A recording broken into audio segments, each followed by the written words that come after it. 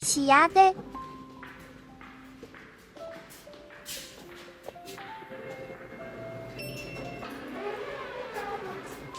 好，请问有预约吗？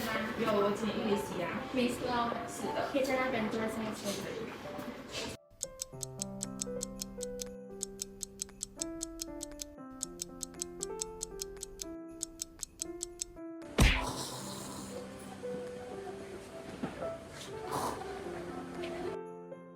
嗯。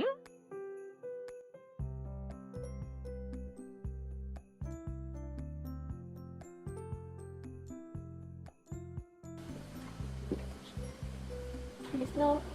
好，请问一下，你平时有睡眠的问题？有没？我不知道。可能你晚上睡觉你会打鼾，还是你可能会磨牙之类的，还是你身边的朋友还是有发现什么？我没有发现到，因为我先生有那提起过。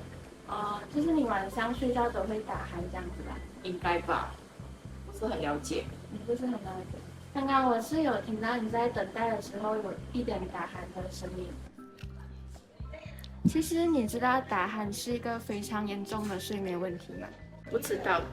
我们诊所有提供关于打鼾的睡眠治疗，请问你有兴趣了解吗？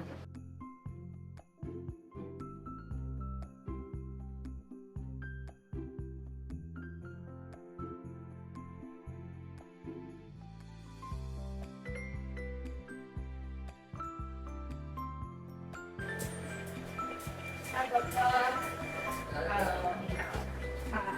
说，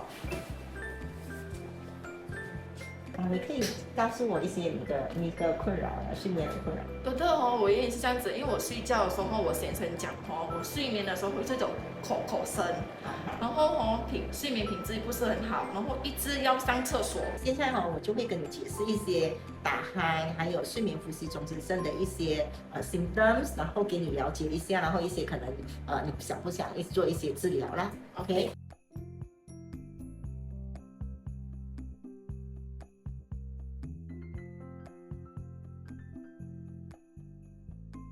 呼吸道，我们睡觉的时候，你都是躺下来的嘛，所以当你躺下来的时候，你的这个软腭可能会往后坠，或者是最主要就是舌头，我们舌头会掉下来，所以卡到这个呼吸道，所以这个呼吸道变成很狭窄哦。当那个呼吸道很狭窄的时候，空气经过的时候，它就会有声音，就会你讲的那种口声啊。然后就是说，有时那个打鼾或者是睡眠呼吸中止症，睡眠呼吸中止症就是说，你除了打鼾之外，你的睡眠，你的那个呼吸会停止的，就是说，就是很可怕，对不对？就是说你睡觉的时候你没有呼吸。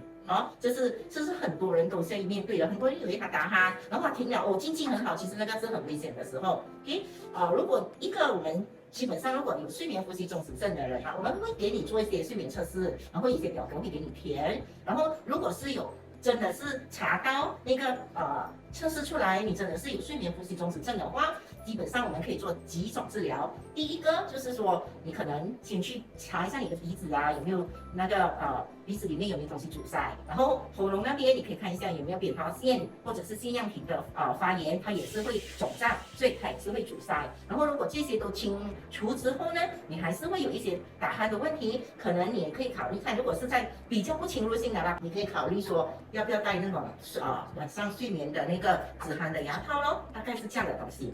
OK， 或者是这样的东西 ，OK， 它就是说，它可以戴在，就是说，可以戴在上颚，一个戴在上颚，一个戴在下颚。然后它的好处呢，就是说，我们因为最主要是我们不要给那个舌头往后坠嘛。如果我们戴这个的话，它基本上它是会把我们的下巴往前移一点点的，就是说，看这个你看这个，我们可以把那个下巴往前，晚上睡觉的时候下巴往前移一点点，所以晚上睡觉的时候，如果你下巴往前移的话，你的那个舌头就不会卡到你的呼吸道，所以这些都是你可以考虑的啦。这些东西都是你可以考虑的。如果你真的不要做这些，可能你也可以考虑去做一些手术如果你还有什么问题的话，可能你还可以问我。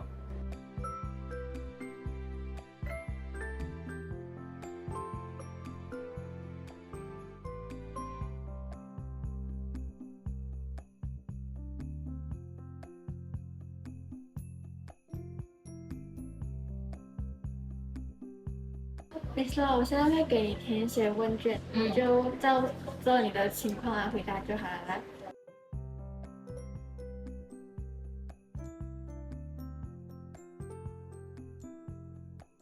这样我现在去带你做一些口腔肌功能训练的运动。OK， 好的。现在我要教你一些肌功能训练的运动。 OK， 我们第一个先教呼吸先，因为你打鼾是因为口呼吸的关系，呼吸主要是要给你习惯用你的鼻子来呼吸。OK， 我们开始哈。第二个是舌头的运动，它叫做当归，它是。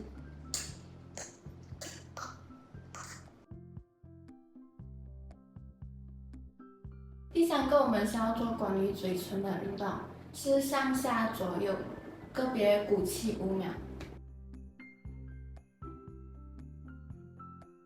今天的运动还 OK 吗 OK， 这样你最近的睡眠状况有比较改善吗？是的确比较好一点啦。然后睡眠的时候也没有这么打呼声了，然后也睡得比较舒服。